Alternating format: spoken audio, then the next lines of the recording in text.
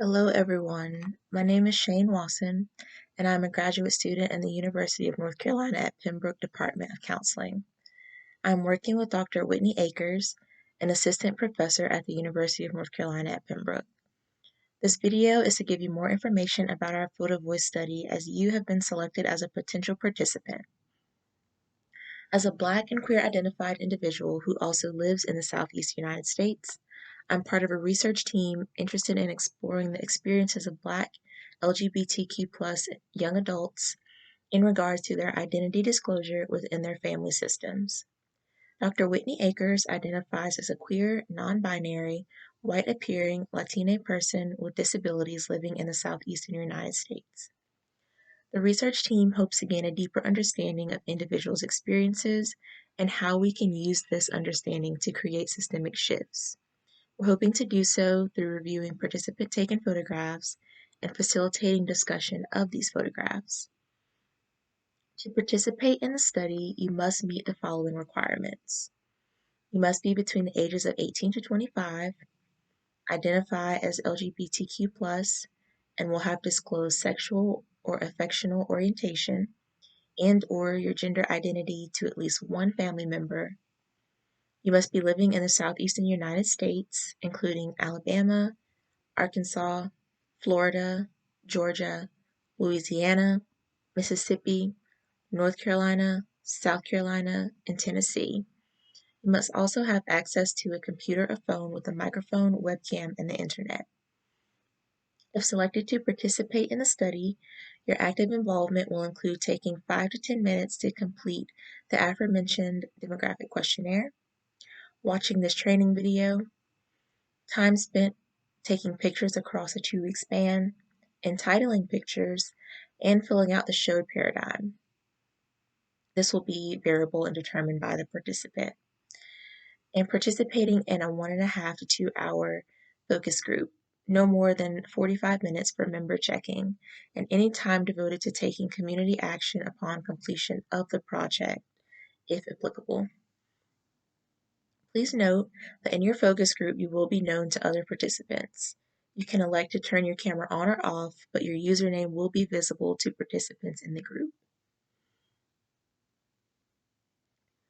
I'll ask you to take pictures of your experiences of identity disclosure as a Black LGBTQ+ identified young adult living in the Southeast United States.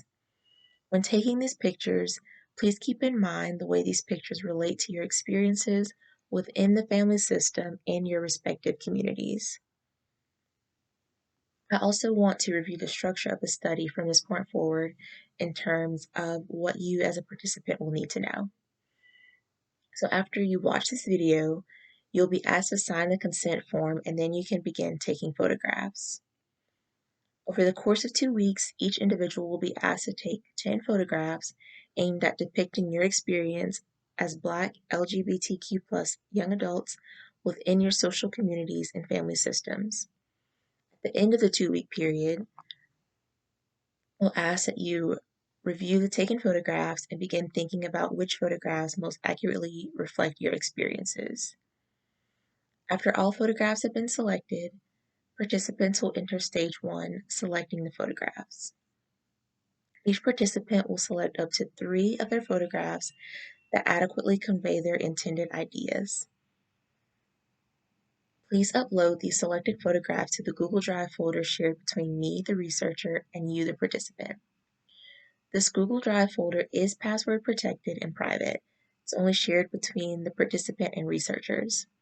Once all photos have been uploaded to the Google Drive folder shared between the researcher and participant, each participant will be asked to develop a title and caption describing how each of their selected photographs depicts their experience as a Black LGBTQ+ identified young adult living in the Southeast United States. Participants will also be asked to fill in the showed paradigm for each selected photograph. We'll ask, what is the significance of this photograph? For the H, how does this photograph depict your experiences of identity disclosure within your family system? For the O, how does this relate to our lives as Black LGBTQ+ young adults in the Southeastern U.S. within our communities, including churches, neighborhoods, schools, other social organizations, etc. For the W, what does this photograph say about how your family or community responded to your identity disclosure? For the E, how would you describe your experience and emotions while taking and selecting this photograph? And the D, what feels important for us as participants, researchers, families, lawmakers, religious leaders, counselors, the general public, etc. to do now? Participants will submit selections to the researcher via the Google Drive folder or email in preparation for the focus group. Please be mindful of confidentiality when uploading and emailing pictures. So here's an example of a selected photograph and accompanying materials.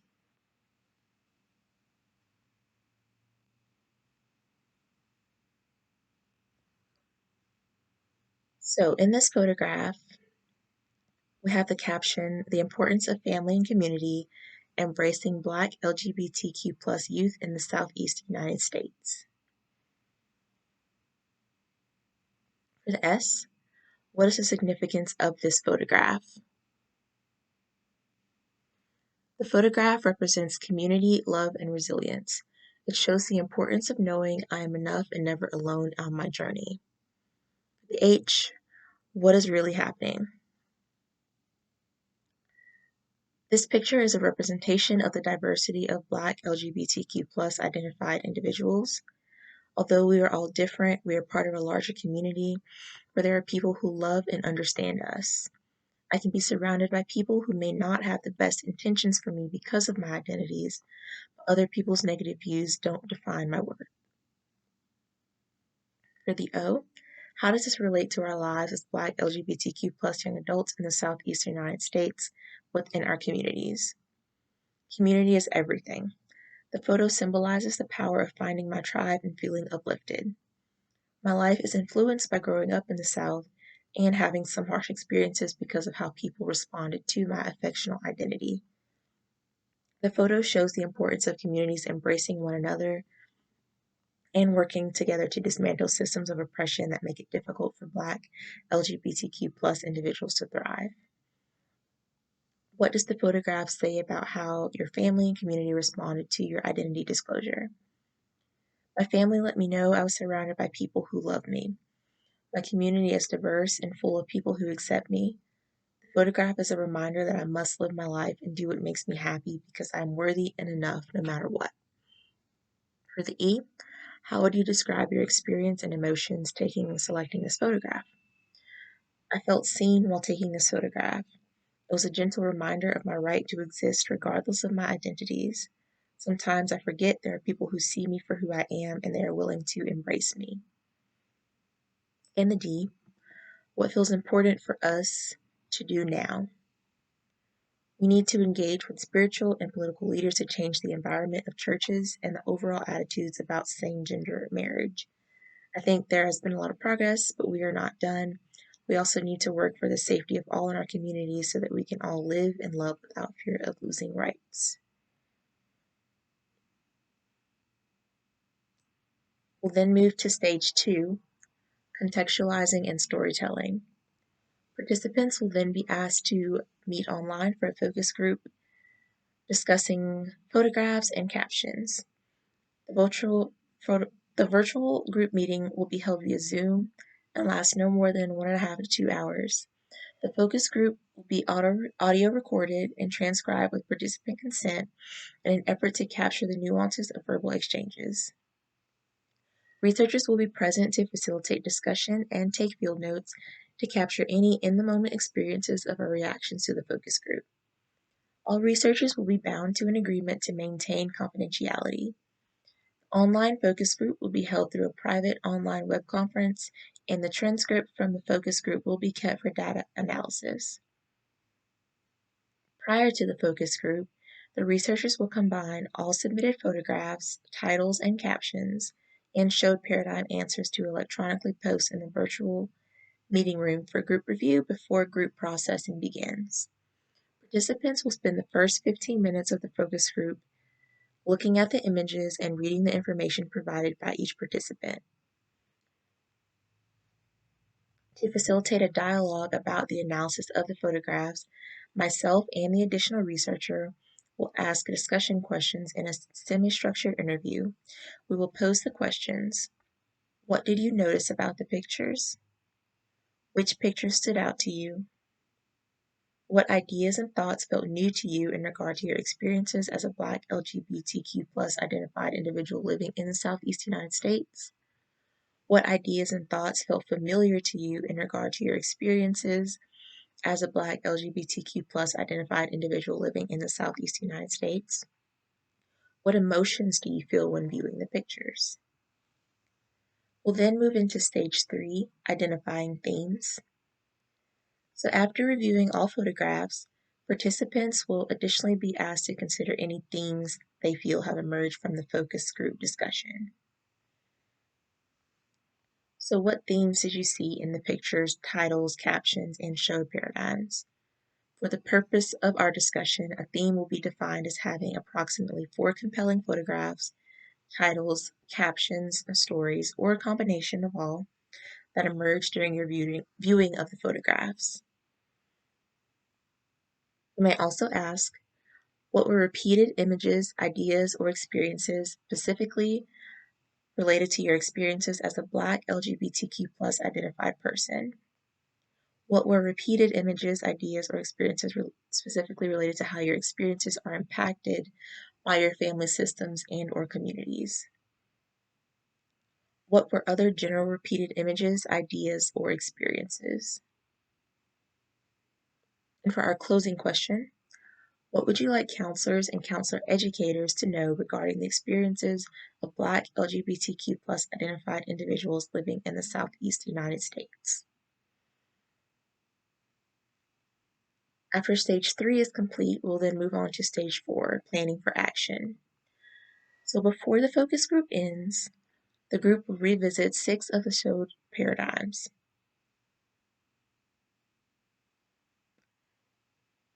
What feels important for us as participants, researchers, families, lawmakers, religious leaders, counselors, and the general public to do now? We're defining we to be inclusive of the people in power at all levels, inviting participants to engage in critical thought and dialogue about their power to affect change and desired responses from their communities at large. Researchers will facilitate a collective discussion among the group members exploring if or how they would like to see the results of this study used within the community. Participation in group action is not a required component of the study. You'll have the option to participate in social action initiatives as collectively determined by the group, but will not be forced to do so. Also, you'll be able to state if you authorize your photographs to be used through a signed release in your absence. If you do not explicitly authorize use of your photographs will not be used in any way.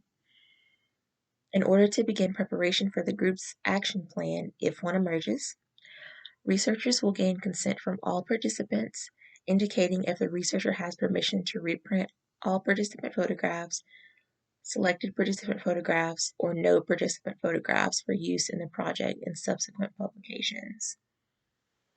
We'll then move on to stage 5, analysis.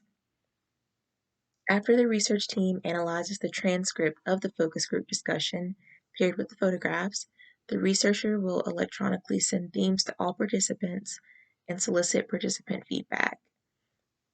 Your feedback in this phase is important in helping to ensure we've accurately captured your experiences in the focus group. However, your level of involvement here is completely optional. We also want to check with you to ensure that the themes garnered from data analysis do not compromise your anonymity. If any participant indicates that a theme does compromise their anonymity, the researchers will attempt to edit the theme to maintain anonymity, or if not possible, remove the theme altogether. In stage 6, what can we do about it? We will assess the next steps based on participant-directed goals and action plans. As participants, you can be involved in whatever capacity you see fit, and the research team will assist the group in actualizing the action plan. I do want to go over some ethical considerations, including identity exposure. So you will be known by group members as you are being asked to appear via Zoom to discuss your experiences. You'll be required to use selected pseudonyms to maintain your anonymity in terms of publications and discussion group participation. If you don't want to show your face in the Zoom focus group, you can turn your camera off and use only audio. Before the focus group, I will ask that you indicate your preferred pseudonym or name on the pseudonym selection form. The pseudonym will be used for any publication or presentation of study findings. Your safety and well-being are vital. Please take extra care to maintain your own safety. There are risks to including yourself or other human subjects in photographs. For example, depending on the safety of your surroundings, physical harm and loss of privacy may result from participation in this Photovoice project. You also risk exposing your identity through pictures you choose to take. Remember that no picture is worth taking if it begets the photographer harm or ill will. I would be remiss if I didn't facilitate critical thought about respecting others' privacy and rights. Every person has the right to avoid identity exposure by a picture that is taken without consent being given. This could happen if you take a picture of someone who is not publicly out about their identity or their experiences, potentially exposing their identity or outing them. Participants are asked to obtain written consent from the people they photograph. This form will be accessible to you in the Google Drive folder labeled Training Follow-up Materials. Please do not photograph people's faces or your own face, as these photographs cannot be used in the study. Photographed individuals also have a right to receive a copy of the picture in which they are depicted. You can give this picture as an expression of appreciation, respect, or camaraderie. Also important is training about power and authority that comes with using a camera in the community. We ask that you do not intrude on someone's space publicly or privately. You have the ability to portray someone in a photograph in a positive or negative light. We ask that you do not take photographs of illegal activity. When taking your photographs, there are some questions that you can keep in mind.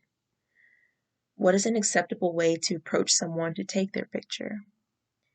Should someone take pictures of other people without their knowledge? The answer to that is always no. What kind of responsibility does carrying a camera confer? What would you not want to be photographed doing? To whom might you wish to give photographs, and what might be the implications? So as you're taking your photographs and keeping those questions in mind, you also want to keep some basic camera techniques in your mind. You want to explore positioning of the subject in the center, off to the side, close up, far away in photographs. You can feel free to depict people, objects, patterns, nature, etc. in your photographs. You have the freedom in deciding how you want to depict your experiences. If people other than yourself are depicted in photographs, they must sign a waiver. You can find this waiver entitled Photovoice Project Release Form for individuals depicted in photographs in the Google Drive folder entitled Training Follow-up Materials. When thinking of the frame while taking your pictures, position yourself to capture only what is needed in the frame. Photographs often have extra things in the frame that will distract from the focus of the photograph. Remain aware of the background in your photo. Watch for clutter or unintentional inclusion of objects in the photograph. This also includes unintentional inclusion of people who have not signed a consent to be photographed. Explore if there are objects or elements in the background of the photograph that are important in communicating your desired message or idea. For lighting, when you're trying to avoid harsh shadows, shoot photographs of people in covered shades so the light is more even across your subject or subjects. Try to place the sun at your back when you're shooting your photographs. This will help you avoid backlit subjects with shadowy faces. Allow yourself flexibility to creatively play with light, experimenting with lighting and how light will affect your pictures. Remember that the flash will not reach very far in dark conditions like nighttime. Therefore, try to limit dark to night photographs to objects that are within arm's length. During the daytime, if you're outdoors, keep the sun behind the photographer and illuminating the subject. You may even need to use the flash on a sunny day outdoors. Keep your finger away from the lens and the flash, and make sure you capture the intended picture. When taking your photograph, hold the camera steady and release the button carefully. Steady yourself so that you avoid shaking or moving the camera, which can lead to blurry or less sharp pictures. Feel free to be creative and experiment with your photographs.